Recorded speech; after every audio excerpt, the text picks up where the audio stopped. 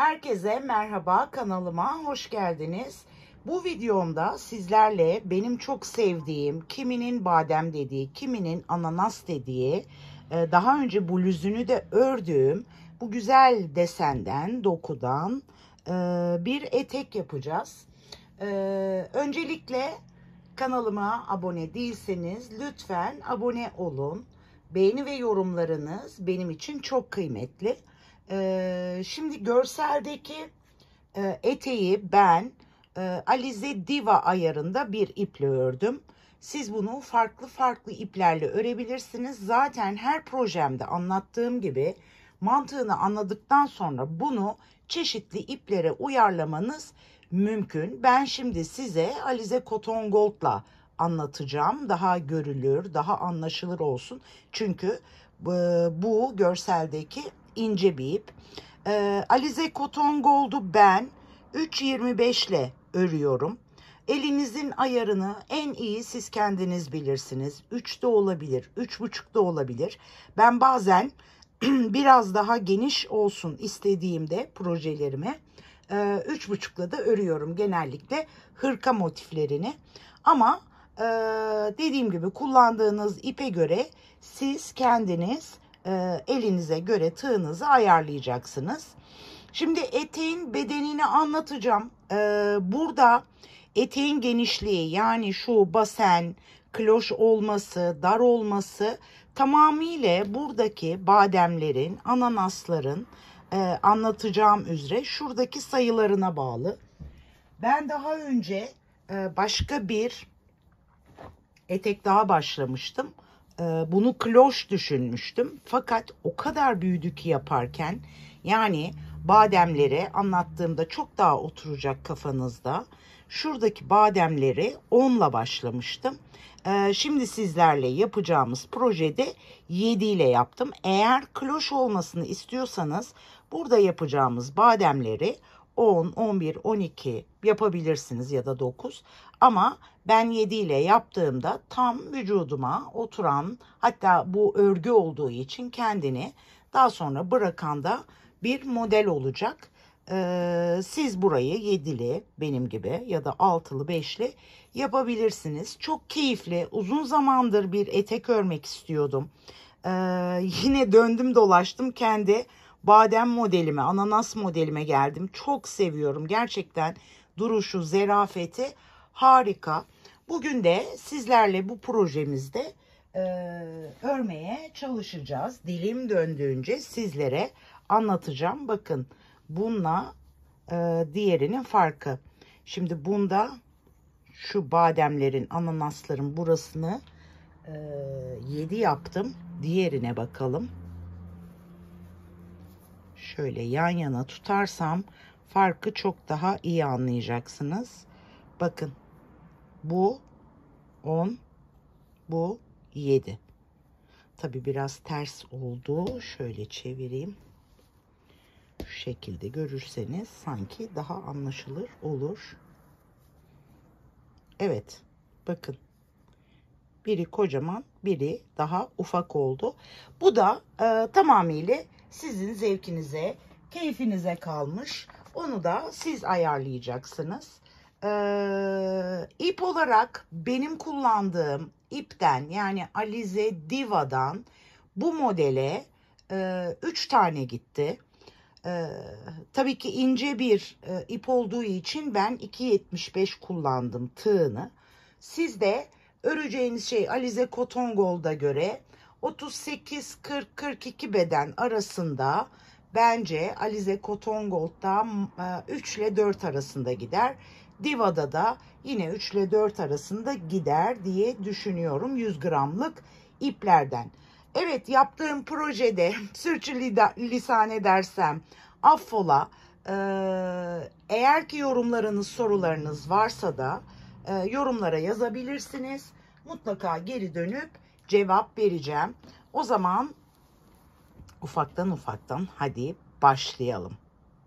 Hazırsak, kahvelerimizi de aldıysak ufaktan eteğimizi örmeye başlayabiliriz. Şöyle ekranı biraz indireyim. Klasik bir zincirle başlamıyoruz. Yapacağımız bel ölçüsünü vücudumuzun en geniş yeri olan baseni baz alarak yapıyoruz. Benim daha önceki projelerimde de zincir çekmeden başlama, badem diyorlar buna. Bademle başlama tekniğiyle başlıyoruz. Başlama tekniğiyle başlıyoruz. 1, 2, 3. İlk başta 4 zincir çekiyorum. Üzerine alıyorum. İlk yere şu arkasındaki 2 parçayı da alarak sıkı olmayan bir üçlü trabzan yapıyorum. 1, 2, 3. Şu boşluğa giriyorum ya da şuraya da girebilirsiniz. Buraya da bir üçlü trabzan. 3 zincir üzerine alıp buraya girip üçlü trabzan. Kaç tane yapıyoruz hocam? 5 ve 5'in katları yapıyoruz. Yani baseninizi ölçün. Çok bol da ölçmeyin çünkü bu örgü esneme yapabiliyor. Dolayısıyla 5 ve 5'in katlarıyla başlayabilirsiniz. 50 olabilir, 40 olabilir. Kime göre yapacağınızı ben bilemem ama basen ölçüsünü ölçeceksiniz.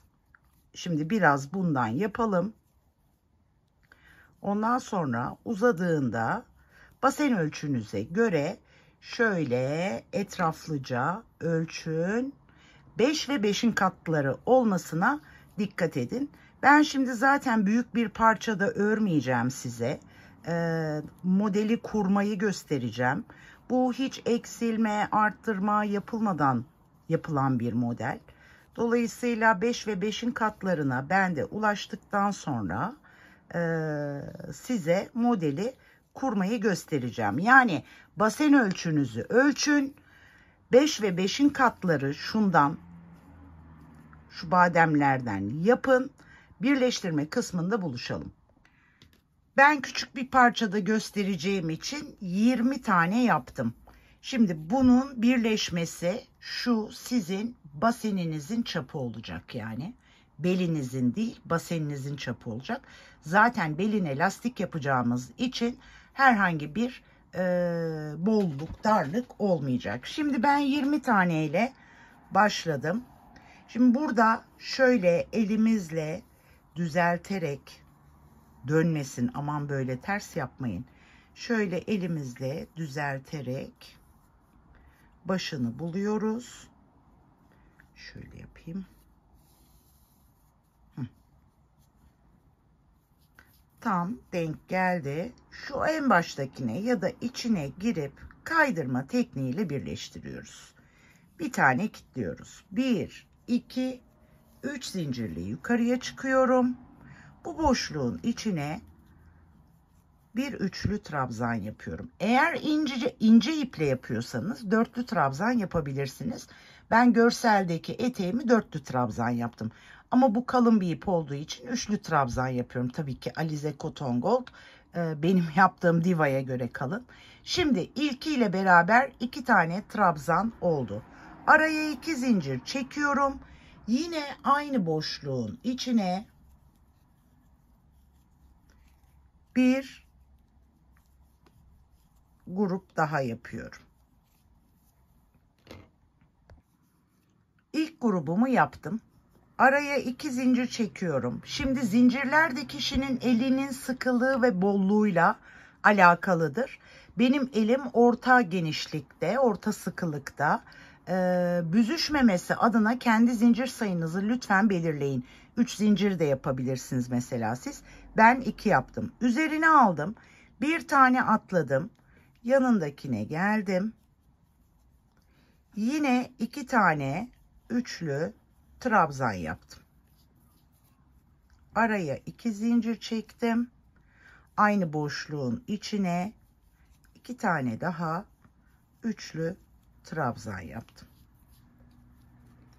Araya sık olmayan 2 zincir çektim. Bir tane badem atladım. Şuradan bir bademi atladım. Yanındakine geldim.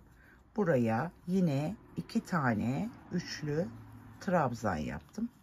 Araya 2 zincir çektim. Yine aynı boşluğun içine 2 tane üçlü trabzan yaptım. Sıranızın sonuna kadar 2 tane üçlü trabzan, araya 2 zincir, 2 tane üçlü trabzan. Araya, buraya 2 zincir, bir tane alttan badem atlıyoruz buraya. Bu şekilde sıranın sonuna kadar bu şekilde dolduruyoruz. Ölçünüze göre yaptınız ve şimdi tamamladınız. En son kısma geldim. 2 zincir çektim ve bu ilk yaptığım yerin birinci zincirle ikinci yaptığım trabzanın tepesindeki V'ye girip kaydırmayla geçip birleştiriyorum. Ve geliyorum tekrar kaydırmayla bunun içine. 1, 2, 3 zincir çekiyorum. Şimdi bu boşluğun içine zincirimi de sayarsam 2 tane üçlü trabzan yaptım. Araya 2 zincir çektim. Aynı boşluğun içine 2 tane daha üçlü trabzan yapıyorum. Yapması çok keyifli, çok eğlenceli bir model. Geliyorum buraya. Şimdi başında ben bir badem ananastan bahsettim. Kloş olsun istiyorsanız 10 tane, 11 tane, 12 tane yapabilirsiniz. Ama ben kendi eteğimde 7 tane yaptım dediğim yere geldik. Şimdi burada trabzanımızı yaptık. Arasına 2 zincir çektik. 2 tane daha üçlü trabzan yaptık. Şimdi araya 3 tane zincir çekiyorum. Üzerine alıyorum. Şuradaki boşluğun içine ben 7 tane yapacağım. 7 tane üçlü trabzan yapıyoruz. Dediğim gibi burada geniş olmasını, kloş olmasını istiyorsanız 7 tane değil 10 tane de, 9 tane de, 11 tane de yapabilirsiniz. İsterseniz benim gibi küçük bir parçada da deneyerek bir test örgüsü yapabilirsiniz. 3, 6, 7. Şimdi bu ananasın, bademin başlangıcı oldu. 7 tane yaptım. 3 zincir çektim. Geldim buranın içine. 2 tane üçlü trabzan. Araya 2 zincir. Yine aynı boşluğun içine 2 tane üçlü trabzan yaptım. Bakın bademimin çok başı daha ama ilkini kurdum gibi bir şey. Şimdi bunu yaptık, bunu yaptık. Geldik tekrar 3 zincir çekiyoruz. Yine buraya 7 tane üçlü trabzan yapıyoruz boşluğun içine. Yani 7 tane üçlü trabzan. Şimdi kafa karışmasın. Şurayı yapayım, öyle göstereyim. 3, 6, 7. Tekrar söylüyorum. Eliniz sıkıysa zincirlerinizi kendiniz ayarlayın. Ne yaptım? İkili trabzan, 2 tane üçlü trabzan. Araya 2 zincir, 2 tane üçlü trabzan. Sonra 3 zincir çektim. Boşluğun içine 7 tane üçlü trabzan. Tekrar 3 zincir çektim. Bunların arasına 2, şunların arasına da 3 zincir çekiyorum. Yine bundan yaptım. Araya 3 zincir çektim. 7 tane üçlü trabzan yaptım. Araya 3 zincir çektim. Geldim buraya. 2 tane üçlü trabzan. Araya 2 zincir. Tekrar 2 tane üçlü trabzan. Bakın şimdi bu da birbirini tekrar eden, sonuna kadar bu sırayı da aynen bu şekilde yapacağız. Grup 2 tane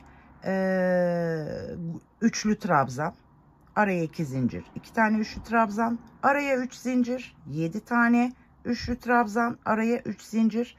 Bu şekilde sıranın sonuna kadar gelelim. Bu sıranın da sonuna geldim. En son 7 tane üçlü trabzanımı yaptım. Araya 3 zincir çektim. Ve ilk başladığım yerde şu tepesine girerek kaydırma tekniğiyle birleştirdim. Yine bir kaydırma yapıp V'nin içine geldim. 1, 2, 3 zincirle yukarı çıktım. Tekrar buraya 2 tane, araya 2 zincirli 2 tane üçlü trabzan yaptım. Şimdi yavaş yavaş keyiflenmeye başlıyor. Burada zincir sayımı 3 yapmıştım. Şimdi bu sırada zincir sayımı 4 yapıyorum. 1, 2, 3, 4 yapıyorum. Ve üzerine alıyorum.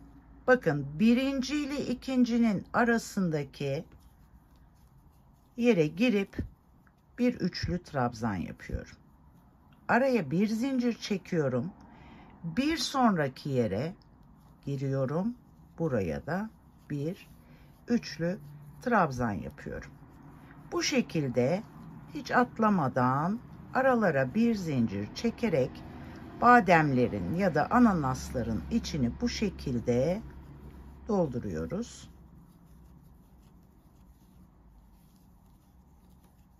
Evet. Bakın. Şimdi tekrar 4 zincir çekiyorum. Zincir sayılarını bu artık bademlerin, ananasların kenarında arttırıyorum. Yine buranın içine 2 tane üçlü trabzan. Umarım hızlı anlatmıyorumdur. Araya 2 zincir. Tekrar 2 tane üçlü trabzan. Bakın ananasın, bademin ilk yeri oluşmaya başlıyor. Şimdi yine bundan sonrası zaten tekrara giriyor. 1, 2, 3, 4 zincir. Geldim. Birinci ile ikincinin arasına girdim. Üçlü trabzan. Araya bir zincir. Bu sırayı da aynı ilk başta yaptığımız gibi bu şekilde tamamlayalım. Bu sıraya kadar umarım keyifle gelmişsinizdir. Şimdi 4 zincir çekerek en sonuna burayla kaydırma tekniğiyle birleştiriyorum. Tekrar bir kaydırmayla geliyorum. 3 zincir çekiyorum. Yine buraya zincirimle beraber 2 tane üçlü trabzan, araya 2 zincir. Tekrar 2 tane üçlü trabzan. Şimdi ilk başta 3 zincirdi. 4 zincir yapmıştık. Şimdi 5 zincir yapıyoruz. Siz yine tekrar söylüyorum. Zincirlerinizi lütfen kendi elinize, tığınıza ve ipinize göre ayarlayın. Şimdi şu 2 tanenin arasına üzerine hiç almadan giriyorum ve bir sık iğne yapıyorum. Tekrar şöyle göstereyim. 5 tane zincir çektim. Şu ikisinin arasına girdim, sık iğne yaptım. 1, 2, 3 zincir çektim. Yanındakine sık iğne yaptım. 1, 2, 3 zincir. Yanındakine sık iğne. 1, 2, 3 zincir. Yanındakine sık iğne. 1, 2, 3 zincir. Yanındakine sık iğne.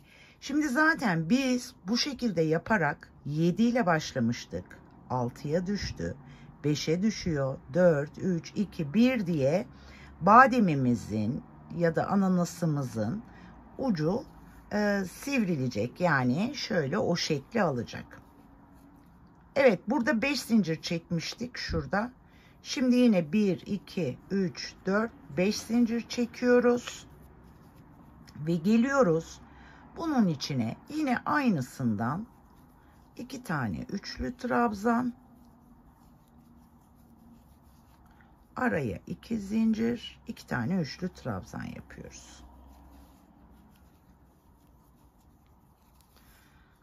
Evet, modelimizin ilk grubunu tamamladık. Bundan sonrası yine tekrara giriyor ama tekrar pekişmesi adına şurayı da birlikte yapalım. Zincirimizi 5'e çıkartmıştık. 5 zincir çekiyoruz. Tekrar bunun içine girip bir sık iğne, 3 zincir, yanındakine giriyoruz. 3 zincir, yanındakine giriyoruz. 3 zincir, yanındakine. 3 zincir, yanındakine ve 5 zincirle buraya 2 tane üçlü trabzan, araya 2 zincir, 2 tane üçlü trabzan. Dediğim gibi bundan sonrası zaten sizin yapacağınız ölçüye göre sıranın sonuna kadar bu şekilde devam edecek. Evet, 1 2 3 4 sırayı yaptık. İlk kordon kısmımızı, badem kısmımızı saymazsak bu şekilde bir görüntü, sizin de büyük eteğinizi açtığınızda bu şekilde bir görüntü olması gerekiyor. Şimdi 5 zincirimi çekmiştim. Geldim yine bunun tepesine kaydırmayla birleştirip tekrar buraya kaydırmayla geldim. Şimdi burada işin rengi biraz değişiyor. 1 2 3 zincir çektim. Yanına bir üçlü trabzan yaptım. Araya 2 zincir çektim. Bir üçlü trabzan. Bir tane daha üçlü trabzan. Bu daha önceki yaptığımız gibi. Ama bu sefer üçleyeceğiz burayı. Araya 2 zincir çektim. Aynı yere bir tane daha, yani 2 tane daha üçlü trabzan yaptım. Yani boşluğun içine ikişerli gruplardan 3 tane üçlü, 3 grup halinde üçlü trabzan yapıyoruz. Şimdi burada 5 zincir çekmiştik. Burayı 6 yapıyoruz. 3 4 5 6 zincir ve tekrar bunun içine giriyoruz. Sık iğne yapıyoruz. 1 2 3 zincir, hiç üzerine almadan sık iğne. 1 2 3 zincir, üzerine almadan sık iğne. 1 2 3, üzerine almadan sık iğne. Zincir sayımızı 6 yapmıştık. 6 zincir çekiyoruz. Geliyoruz bunun içine, yine aynı baştaki gibi 3 tane grup yapıyoruz. 1 2, bu birinci grubum. Araya 2 zincir, tekrar 2 tane üçlü trabzan, araya 2 zincir ve üçüncü grubum. Tabi size göstermek için biraz daha da bol örüyorum şu an. Zincirimizi 6 yapmıştık. Tekrar üzerine almadan girdik. 3 zincir ve bu yine tekrar ilk yaptığımız parça gibi tekrarı bunun. Şöyle şurayı da yapayım, göstereyim. Bakın nasıl başladık. 3 tane grup yaptık. 2 tane üçlü trabzan, araya 2 zincir, 2 tane üçlü trabzan, araya 2 zincir, 2 tane üçlü trabzan. Sonra zincirimizi 6'ya çıkarttık ve tekrar ananas, badem, ben ananas diyeceğim. Yaptık, bu şekilde sıranın sonuna kadar bunu tamamlıyoruz. 5. sıramızı da bu şekilde tamamladık. Son 6 zincirimizi çektik. Geldik şu ilk yaptığımız yerin yine her zamanki gibi kaydırmayla, yanına da kaydırmayla geçtik. 3 zincir çektik. Buraya zincirimizle beraber 2 tane üçlü trabzan sayıyoruz. Araya 2 zincir. Yine aynı boşluğun içine 2 tane üçlü trabzan yapıyoruz. Araya 2 zincir çekiyoruz. Geliyoruz buraya, yine 2 tane grup yapıyoruz. Üçlü trabzandan oluşan 1 2, arasına 2 zincir çekiyoruz. Tekrar 2 tane üçlü trabzan yapıyoruz. En son burada 6 zincir çekmiştik. Şimdi zincirimizi 7 yapıyoruz. 4 5 6 7 ve geliyoruz, üzerine almadan yine ananasımızın içine giriyoruz. 3 zincir çekip yine yanına 3 zincir çekip yine yanına. Bakın artık iyice küçüldü burası. Evet, şimdi yine tekrara düşüyoruz. 3 4 5 6 7 zincir. Şu ilk boşluğa girip 2 tane üçlü trabzan, araya 2 zincir 2 tane üçlü trabzan. Bir grubu buraya yaptık. Araya 2 zincir. Tekrar buraya 2 tane üçlü trabzan. Araya 2 zincir. Yine aynı boşluğun içine 2 tane üçlü trabzan yapıp 7 zincirimizi çekip 3 4 5 6 7 üzerine almadan geliyoruz ve bundan sonra yine tekrara düşüyoruz. Bu şekilde de bu sırayı tamamlıyoruz. Bu sıramızı da tamamladık. 1 2 3 4 5 6. sıramızı tamamladık ve bunu da kaydırma tekniğiyle buraya birleştirdik. Yine kaydırmayla geçtik. Şimdi artık yavaş yavaş bu ananasımız küçülüyor. Şuraya başka bir ananas oluşturacağız. Onun için yer hazırlıyoruz biz. Kaydırmayla geçtik. 1 2 3 zincirle yukarı çıkıp bir tane daha üçlü trabzan yaptık. 2 zincir çektik. 2 tane daha üçlü trabzan yaptık. Şimdi altta ne vardı? Bir bu grup, bir bu grup vardı. Şimdi buraya bir üçüncü grup yapacağız.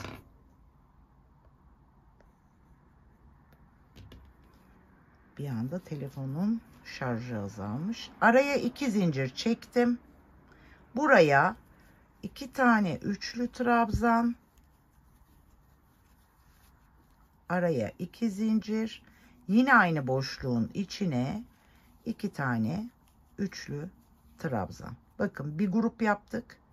Bir grup daha yaptık şu araya. Şimdi buraya araya 2 zincir çekip bir grup daha yapacağız. 2 tane üçlü trabzan. Araya 2 zincir. 2 tane üçlü trabzan. Size bir de görsel olarak göstereyim. Bakın. Fotoğraf çekecekseniz de buyurun. 6 üçledik. Sonra 2 tane gruba ayırdık. Sonra da 3 grup şeklinde üstünü yaptık. Şimdi buraya 7 zincir çekmiştik en son. Yine 7 zincir olarak devam ediyoruz. 3, 4, 5, 6, 7. Geliyorum buraya yine. Sık iğne. Araya 3 zincir. Bir sık iğne daha. Bakın burası teke düştü artık. Şimdi 7 zincir yine. 1, 2, 3, 4, 5, 6, 7 ve geliyoruz. Biraz evvel burada yaptığımızı buraya yapacağız. 2 tane üçlü trabzan. Araya 2 zincir. Aynı boşluğun içine 2 tane üçlü trabzan daha. Araya 2 zincir. Şu ortadaki yere yapıyorduk. 2 tane üçlü trabzan.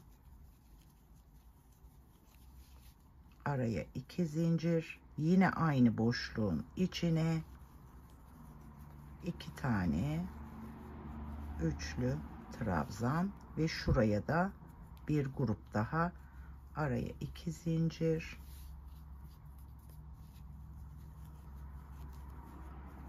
2 tane üçlü trabzan. Araya 2 zincir. 2 tane üçlü trabzan. Bundan sonrası yine tekrara gireceği için devam etmiyorum. Bakın görüntümüz bu şekilde. Artık ananaslarımız oluşmaya başladı. Çok seviyorum bu modeli. Çok seviyorum. Bu şekilde de bu sırayı tamamlayalım. Şimdi artık buradaki burayı tamamlayıp buradaki ikinci ananaslarımızı yapalım. Evet, şimdi bu sırayı da tamamladık. 7. sıra 1 2 3 4 5 6 7. sıramızda tamamladık. Artık birinin ananasının bitişi diğerinin başlangıcı olacak.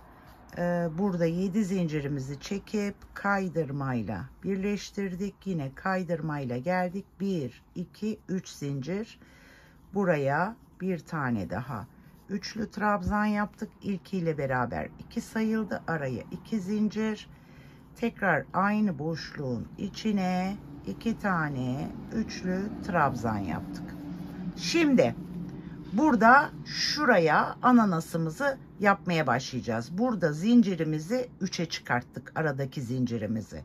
Şimdi buraya 7 tane üçlü trabzan yapıp diğer sıramızın ipim dolandı. Diğer sıramızın ananasını yapmaya başlıyoruz. 3 4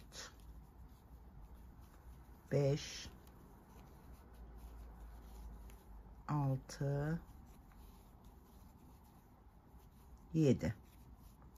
Araya tekrar 3 zincir çekiyoruz ve buraya normal 2 tane üçlü trabzan, araya 2 zincir, tekrar aynı boşluğun içine 2 tane üçlü trabzan yapıyoruz. Şöyle göstereyim. Bakın. Grubumuzu yaptık. Araya 3 zincir. Burada artık zincirimizi 3'e arttırdık. Şimdi geldik. 7 zincir çekiyoruz şimdi. 1, 2, 3, 4, 5, 6, 7. Artık bu ananası bitiriyoruz. Diğer ananasımızı kurduk zaten burada. 1, 2, 3, 4, 5, 6, 7. Yine bundan sonra aynı tekrara girmiş olduk. Bir grubumuzu yapıyoruz. 2 tane üçlü trabzan. Araya 2 zincir.